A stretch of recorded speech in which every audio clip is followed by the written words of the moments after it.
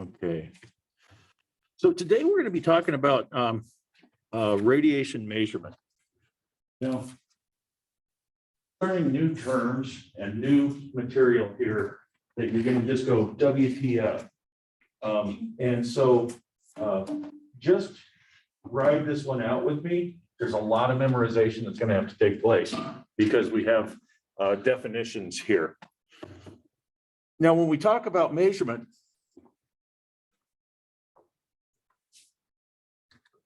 come on. Oh, I know what happened. When we talk about radiation measurement, it's no different than any measurements that we have today that we use every day. I mean, we have the measuring cup for cooking, that we have the weight, miles per hour, we have scales, okay? And then, of course, we have inches. You know, we're one of two countries is conventional units. Yeah. And the other country is a third world country in like South America or something. And we just won't go over to the metric system for some reason. It's because it's of the devil and we don't want to be like everybody else, I guess. I don't know. But so we're going to take a look at these different measurements. Upon completion of this lecture, the learner should be able to, number one, identify abbreviations for base units, derived units, and value prefixes. This should all be review of Chem 101. What questions do my students miss every year? They go, oh, I know what exponents are, and I know what the, 10 to the exponent of 3 is going to be this much. And then they take the test and they don't know it. They've heard of it, okay? Recognize and define radiation measurements. You should be able to convert conventional units of measure to system international units and vice versa. And that's it that you're going to need to know from this. This is probably going to spin some of your heads around a little bit. Don't stress, okay? I've made this about as easy as it can be made. Okay, quick review of base units. Number one, we have mass. This is going to be, we're going to be measuring in kilograms. In other words, it's the weight, okay? We have length that we're going to be measuring in meters. And here we have the abbreviations next to them. Time we'll be measuring in seconds, and electrical charge we're going to measure in ampere.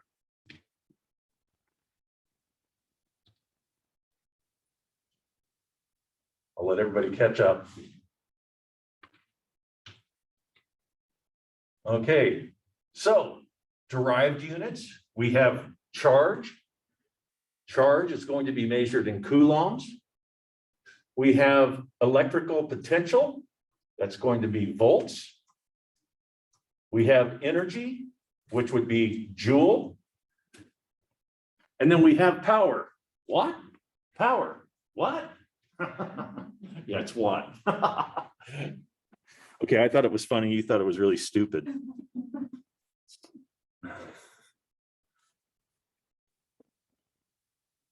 So, quick review of SI units. Kilo is 1,000. That would be 10 to the third, the exponent of 3. Mega is going to be 10 to the exponent of 6. Now, the easiest way to look at this in my mind is when we're talking kilo or 1,000, what we have here is we have the 1 and then we have 3 zeros behind it. When you're in positive figures or integers, then you would take and just count the number of zeros. It's going to equal the exponent. Now, when we go negative exponent, okay, so we have centi, that's going to be 10 to the negative 2 for the exponent. That's going to be the number of digits to the right of the decimal. Okay, we have negative 2, there's tens, there's hundreds, which is centi. Okay, here we have a nano, it's 10 to a negative 9.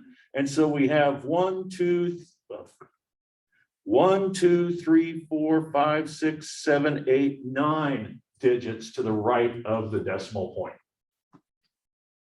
If you do a quick review on this, it will be helpful for you because these are some of my most missed questions. I'll tell you what it's going to say. Which of the following is representative of 10 with the exponent of 4? And then there are going to be numbers down there, okay? And the same thing with the negative. So now you know what's going to be on the test. Just review a little bit. Now we're going to take and go through each one of these radiation measurements, okay? And in these radiation measurements, you're going to see that we're going to start off very general, and we're going to get more specific as we get down through Rim and Sieverts, okay? So we're going to just start off, first of all, with exposure or a Röntgen. And that's going to be the exposure in a room. In other words, it's named after Wilhelm Röntgen. That's the old measurement. The SI unit is going to be coulombs per kilogram. In other words, how much air is this radioactive material ionizing? Okay, do not memorize these numbers. This is just an introduction to this. You will have an entire term on radiation protection. Now we changed the name of that. I like the other name better because it sounds better when you're home for Thanksgiving. Oh yeah, I'm taking radiation biophysics. Doesn't that sound wicked? Yeah, and but we made it kinder, radiation protection. But so this is not going to be irradiating anything necessarily. Okay, so we have exposure. It's the total electrical charge per unit mass that X and gamma ray photons with energies up to 3 mega electron volts generate in air only. The amount of ionizing radiation that may strike an object such as a human body when it is in the vicinity of that radiation source. You want me to make that easy? This room is empty and we have a radiation source. We have uranium sitting here on the table and nobody is in here, nothing is in here, so it's sitting on the floor and it's saying, do not go in there or you're going to be exposed to this number of Röntgens. Okay, so it's radioactive, but we're not irradiating anything. It's just saying if you're there, if you're there.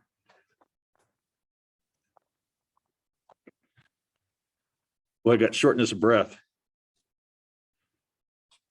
Now, we have the inverse square law, and I'll write it out here for you using black. And what it is, we have intensity 1 over intensity 2 equals distance 2 squared over distance 1 squared.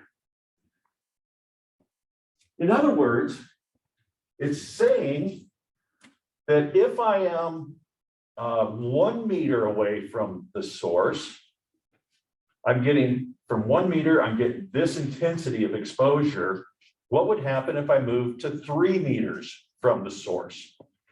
Well, because of divergence of beam, we know that the exposure is going to be less. Yeah. Would everybody agree with that? Mm-hmm. Yeah. And so that's the equation that we use to determine that.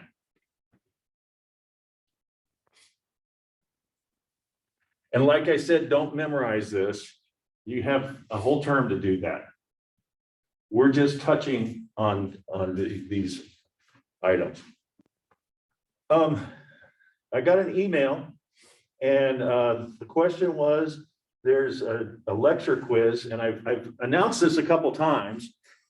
Okay, anything that is a lecture quiz is a practice quiz. It does not count for you. It does not count against you. It's just another tool for you to use. You can take it as many times as you'd like. Okay, so please be aware of that. Inverse square law. Here we are. I wonder if we're going to work a problem or two. I don't think so.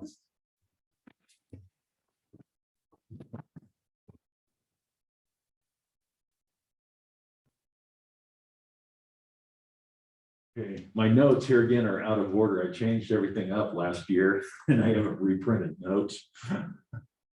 Yeah, and this is what I just drew.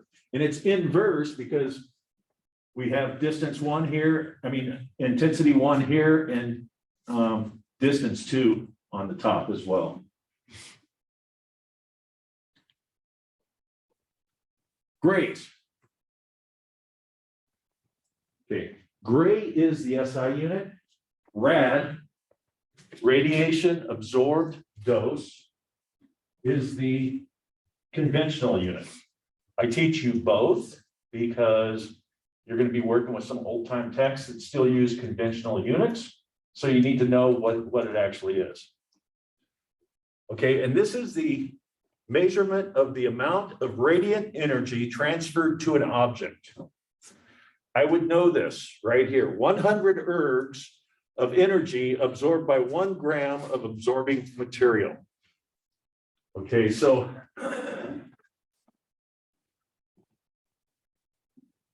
now it doesn't matter what kind of radiation this is.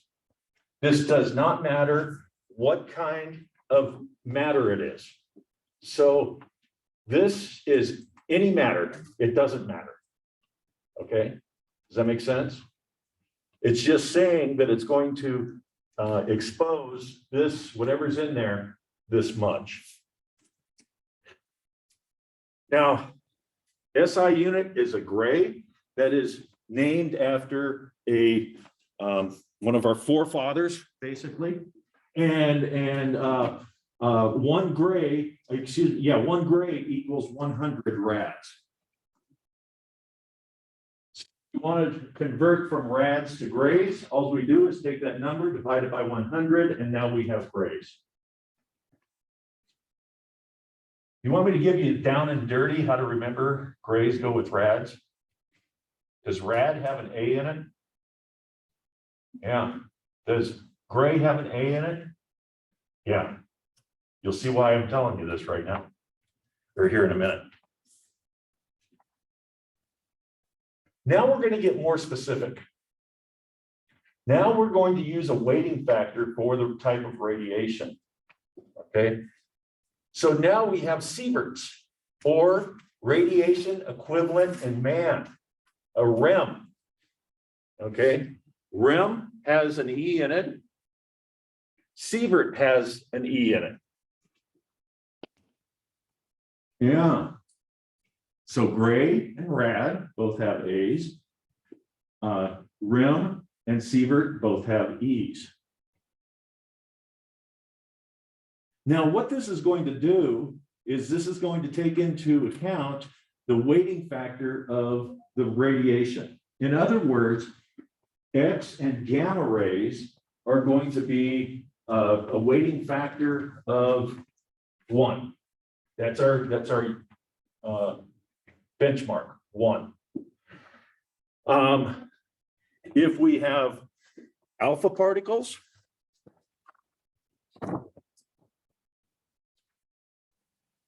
we're going to come back to inverse square law in a bit. If we have alpha particles, it's got a weighting factor of 20. Okay, so the alpha is much more harmful than X radiation is. If we have, let's say, a neutron that is below 10,000 electron volts, it's going to have a weighting factor of 5, and above 100,000 kilo electron volts, it's going to be a weighting factor. And do not memorize this. If I give you a problem, Well, in real life, you would have a chart to look at, okay? So if I give you a problem and it says, we have alpha particles, okay, with a weighting factor of 20, and you've been exposed to 20 rads, then you're going to calculate that out. So what would that mean? We would take, I need to put blank slide. In fact, I'll do it right now. Escape.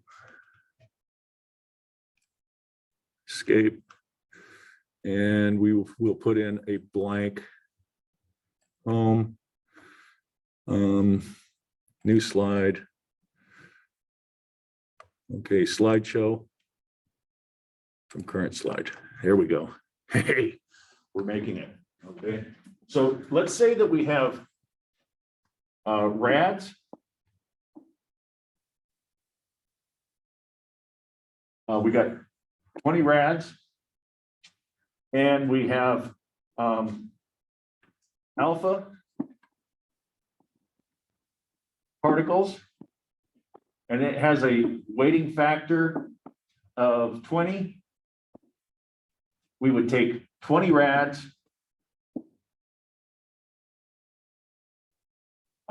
times a weighting factor of 20 is going to equal 400 rem.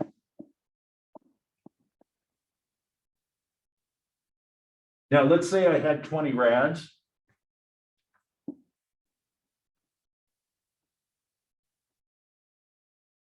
A weighting factor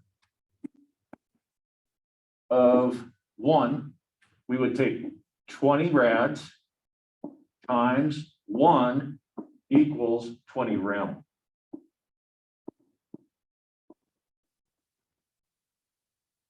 Does that make sense? It's just saying particles are 20 times more dangerous to you than X radiation is. Okay? So it's the damage that it's going to do to you. Now, can we leave that alone? Everybody say, no. We can't. We have effective dose. Effective dose is going to be the overall risk of exposure to ionizing radiation. In other words, we're going to have another weighting factor. So we're going to have a weighting factor. We take the dose in rads or in grays, take it times the radiation weighting factor, then we take it times the tissue weighting factor. In other words, and I do not want you to memorize this,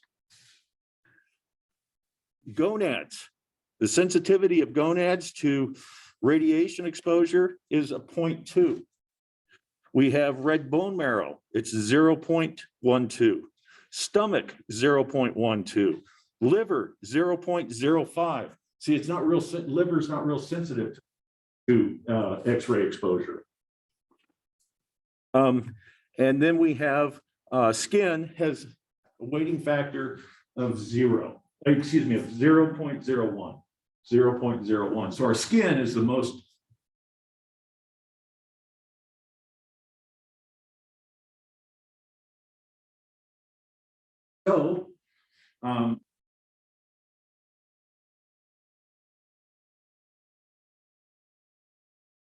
let's take a look here. We're going to do this again.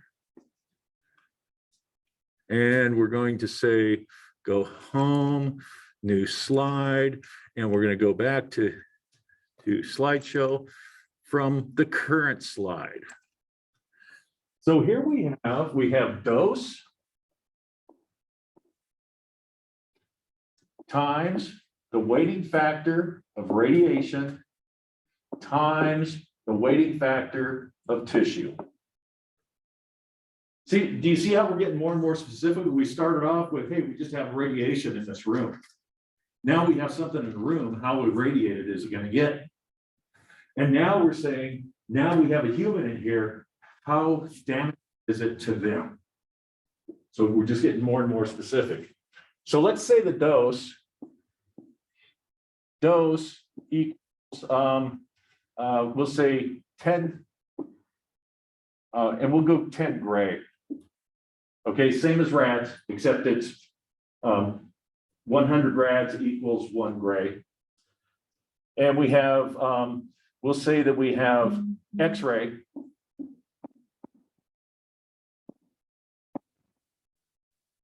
Equals 1. And what tissue do you want to use? Liver. Liver? What did I say it was? 0.05?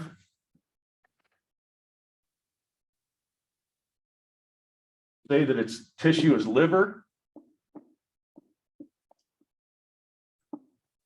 Equals 0.05.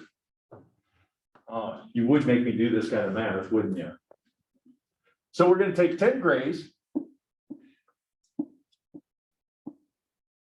times 1, that's the weighting factor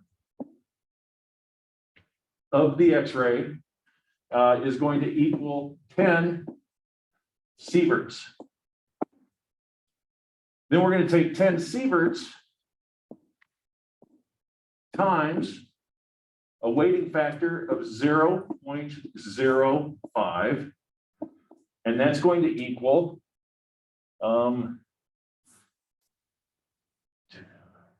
is it 5.5 sieverts? Yeah, 0.5 sieverts. Okay, and now we have the effective dose. The effective dose. Equivalent dose is just taking in the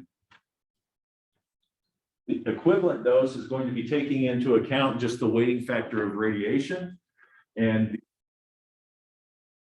the dose is going to take in the weighting factor of radiation and the weighting factor of tissue. Any questions on that? Does that make pretty good sense? I believe I have some practice problems on Blackboard for you. Okay. Any questions? You know what I guarantee you? Not every lecture is going to be this dry. This is one of my most loathed lectures, just so you know. Activity is real simple. Radioactive decay. And it's going to be measured in becquerels, which is 1 decay per second. Used to be the Curie, which was 3.7 times 10 to the 10th decays per second. Okay, and it's how many decays we have per second. That's all it is. Just think of activity, radiation.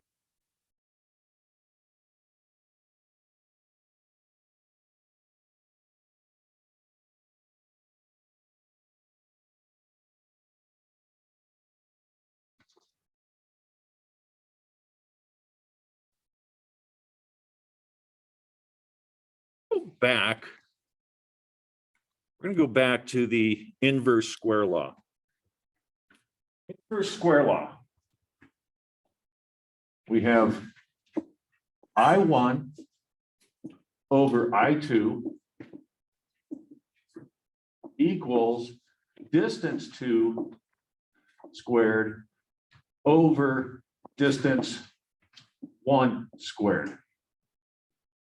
We take and cross multiply this, and what you're going to have is you're going to have intensity 2, or we're going to come across here. So we're going to have intensity 1 times D1 squared equals intensity 2 times D2 squared. And then what we're going to do, we'll break this down a little further because we're trying to get to distance 2. So I'm going to just, well, no, I'll just keep it this way. Intensity 2 equals intensity 1 times distance 1 squared divided by distance 2 squared. This is the way I like to work the equation for me personally. Okay, so can I erase this?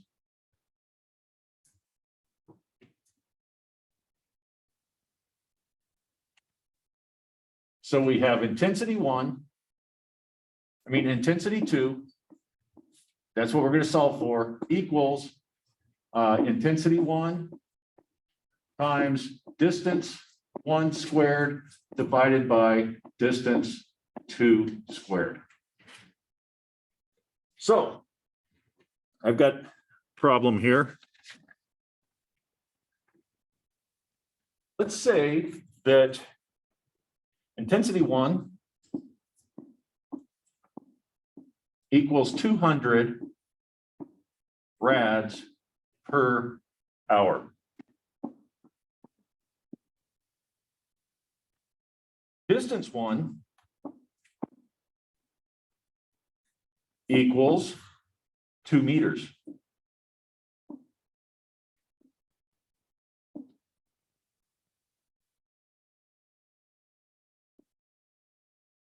And distance 2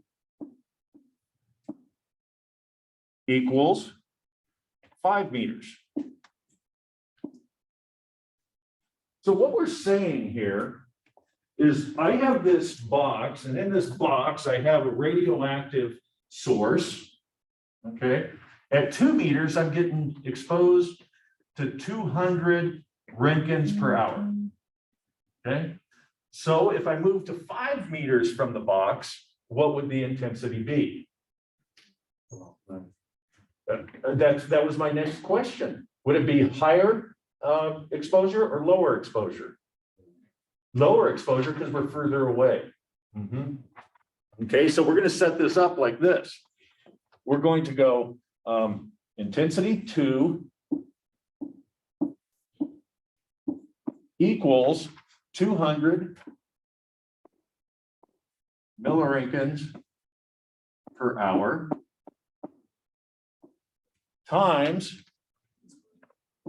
2 meters squared divided by 5 meters squared. Meters are going to cancel out. So we're going to end up with I2 equals, this would be 4 times 200, that would be 800 milliroentgens an hour. Would you agree?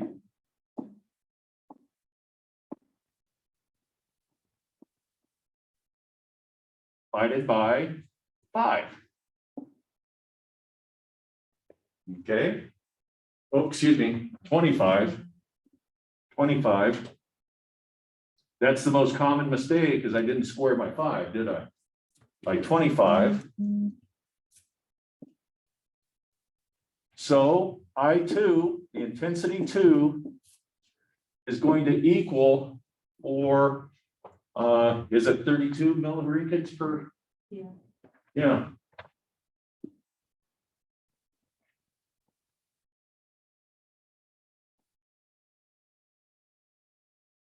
There.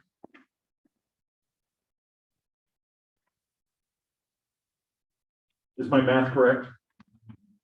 Yeah, it is. I try to do it in my head as much as possible. Any questions on that? I've got practice problems on Canvas for you. Okay.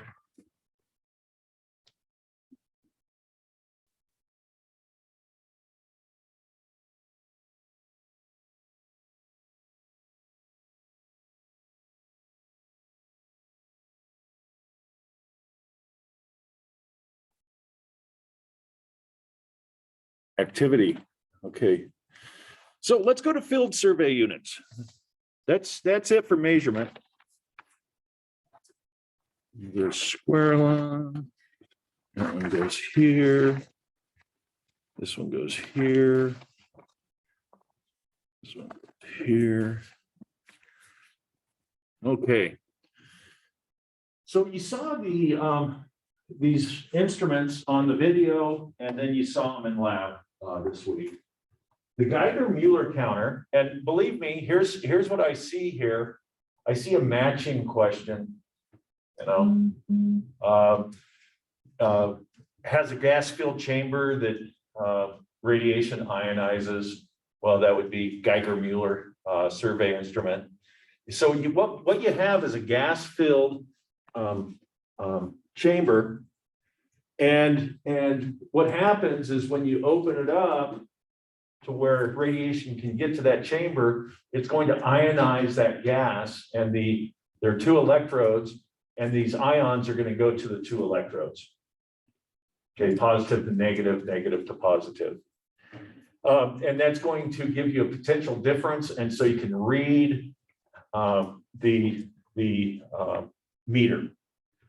Now, this is great for particulate radiation. So we have a piece of uranium that falls off a truck out here in the road. It would say, hey, you have this much exposure going on. It's not good for electromagnetic radiation so much. Okay. And it detects radiation very well, but it doesn't measure it very well. Okay. It'll tell you it's high or low. Then we have the scintillation detection device. The big thing to remember with this, a scintillator is going to be a crystal that when excited with radiation, it fluoresces. The more exposure, the brighter the fluorescence. Boy, I haven't taken the pressure off at all today, have I? Let me get through this and we'll take the pressure off for just a minute.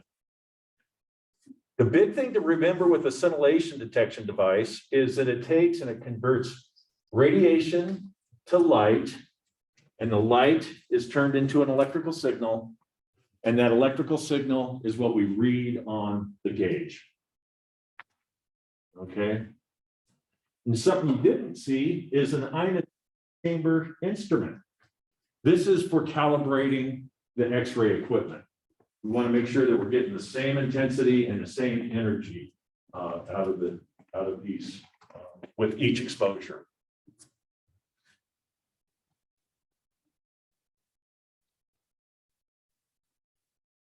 So I have a little poem.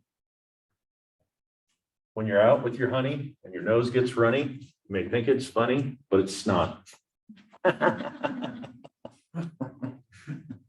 Yeah. And here's a puzzle for you. I've got two puzzles for you. Number one, railroad crossing, look out for the cars. Can you spell that without any R's?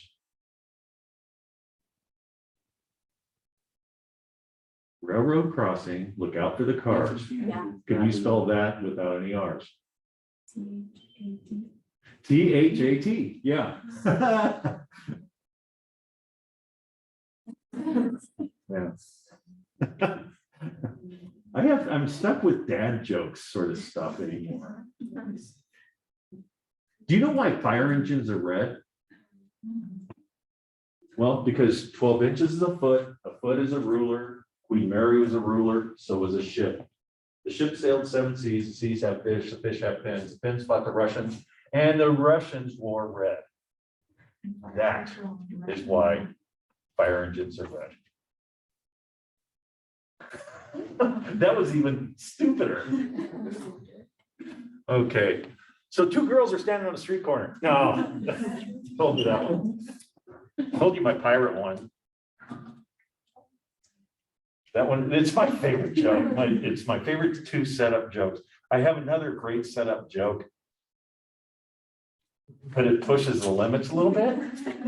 No, you're good. No, I'm not good. All it takes is one person getting upset, and I get in trouble. I can say it for you. Yeah. And you know, I YouTubed. This has been a couple of years. We've gotten into this whole woke society, and so no matter what you say, it's offensive to somebody. Have you noticed that? I mean, I'm having difficulty keeping up on terms, and I remember looking up humor on YouTube, and there was a real nice talk, and it was this professor talking about why we use humor. And what it comes down to is we're dealing with very difficult things, and we have to find something that lightens our spirit. And that's where you start making fun of situations.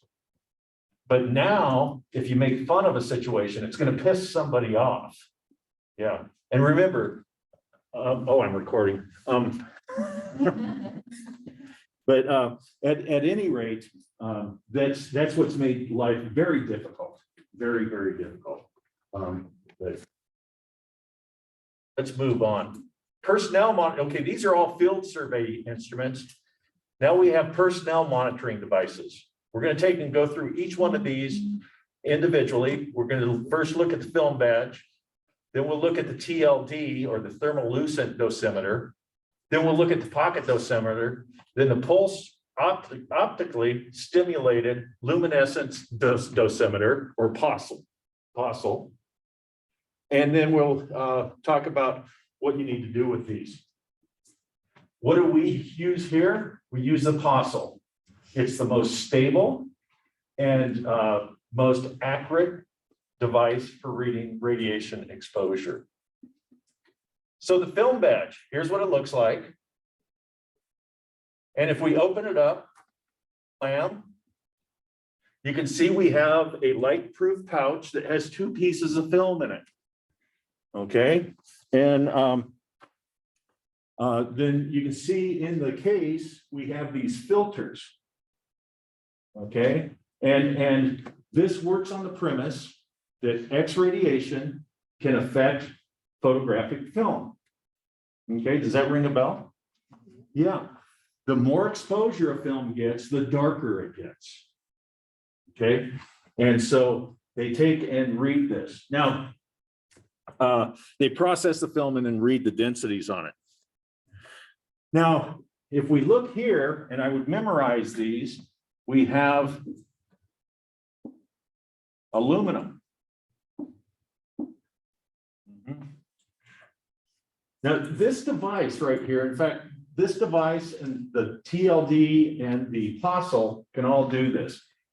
It can determine if I have a guy laying here.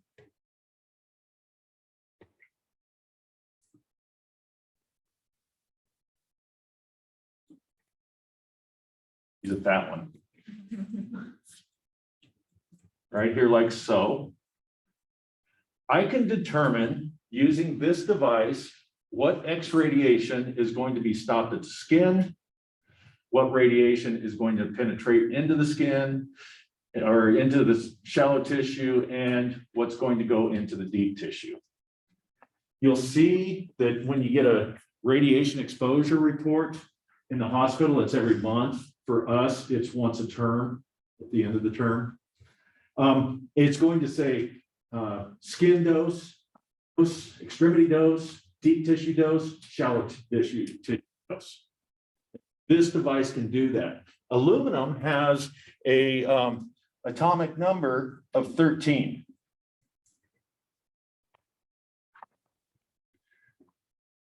Cadmium. What's the abbreviation for cadmium? Isn't it CD? Is it CD? Skip it. Copper. CO, isn't it? Is it CO? CU. CU.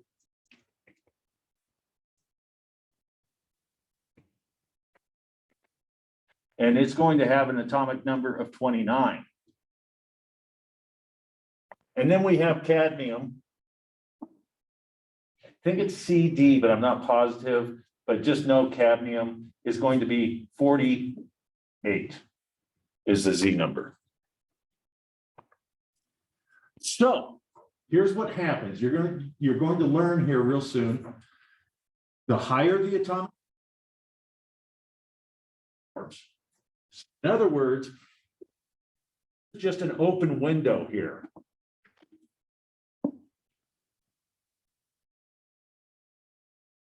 So if the radiation exposes the film here, but not here, that would be skin dose.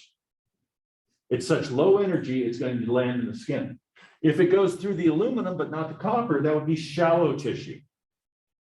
Okay, if it goes through the cadmium, boy, that probably shot all the way through you, or it's going to be deep tissue. Okay, does that make sense? We kind of overthink this every now and again.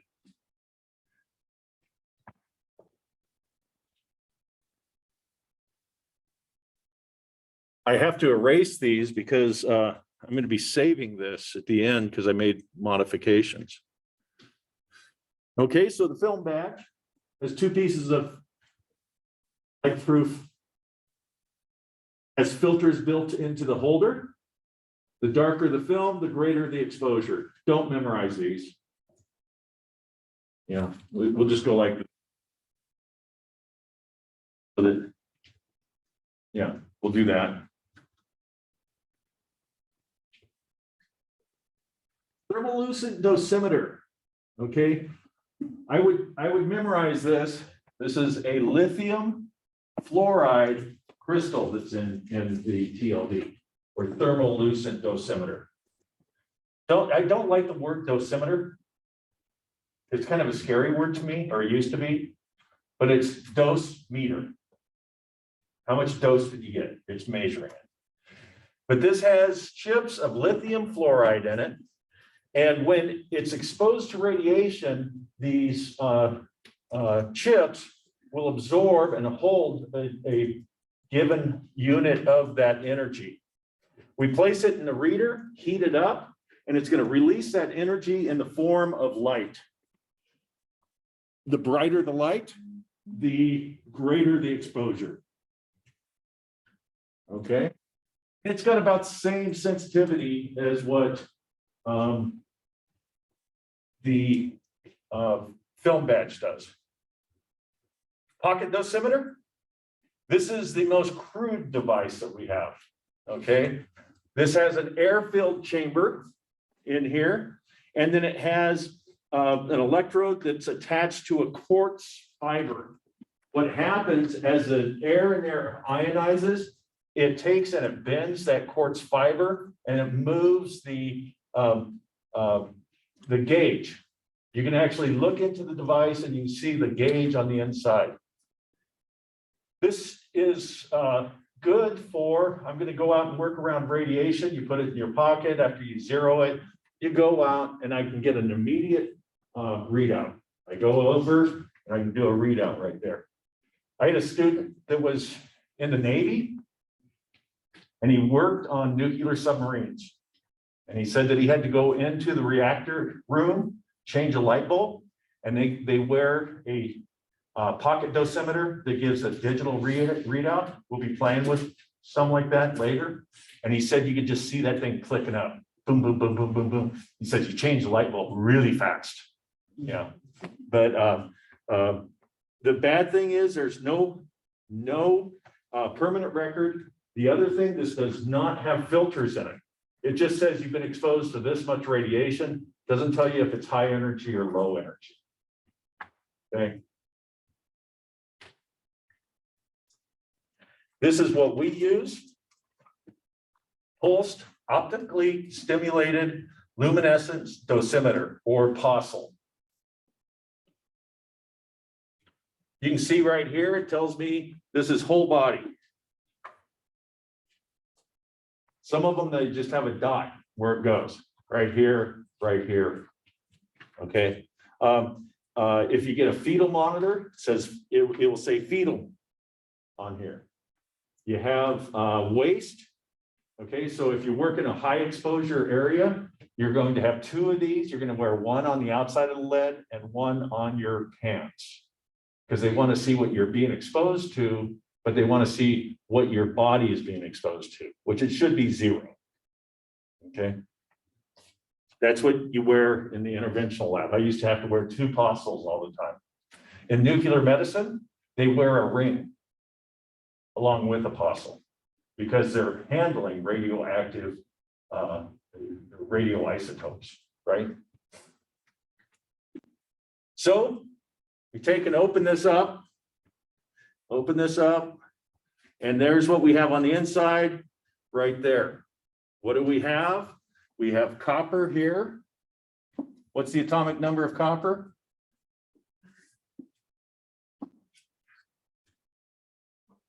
29. And we have aluminum here. What was that atomic number? 13. Oh, these atomic numbers. Let's see, what's tungsten? 74. What's lead? 82. Yeah. Don't you see a matching question there? And I have a funny story, but I can't tell it right now. This has a dynamic filter in it. In other words, if it's a static exposure, we take and put it in the X-ray beam, make it exposure. These would look perfectly round. They would say, hey, this is not a true reading. Because when you're in the exposure room, you're going to be moving around and these circles will blur. So it can tell if it's a static exposure or if it's dynamic. Aluminum oxide sheet in it, I would know that.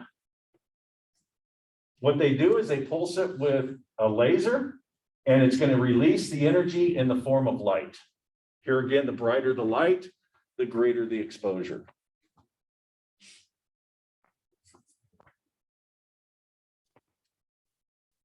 And so there you have it. Aluminum oxide has filters. I already said everything. It can be reanalyzed too. That's really a good thing. And look at how sensitive it is. Plus minus 1 millirem. That's very, very sensitive. Sorry, I had to pull this down. I couldn't breathe. Oh, great. I just recorded that. Your exposure to radiation will follow you for the rest of your life. Okay. And so when you go to a different facility, that facility is going to contact your previous facility and ask for your radiation records. Okay. Your apostle is to only be worn by you. You want to wear it on your collar. And then if you're wearing lead, you want to wear it on the outside of the lead. Okay, on your anterior aspect. Okay. And this is very stable. You know, the apostle is. TLDs and badges are sensitive to humidity and heat. They're sensitive to time and mechanical pressure. In other words, if I stomp on a piece of film, it will put densities on it. You'll want to keep your apostle on the board down there. Half of your apostles came in. I'm guessing the other half will be in the next day or two.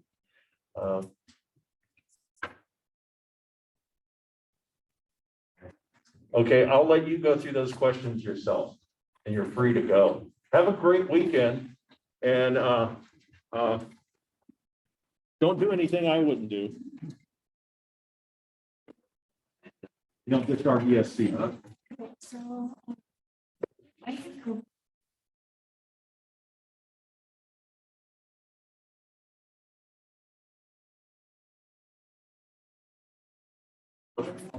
Fred Hadron, Just 1 second. Stop.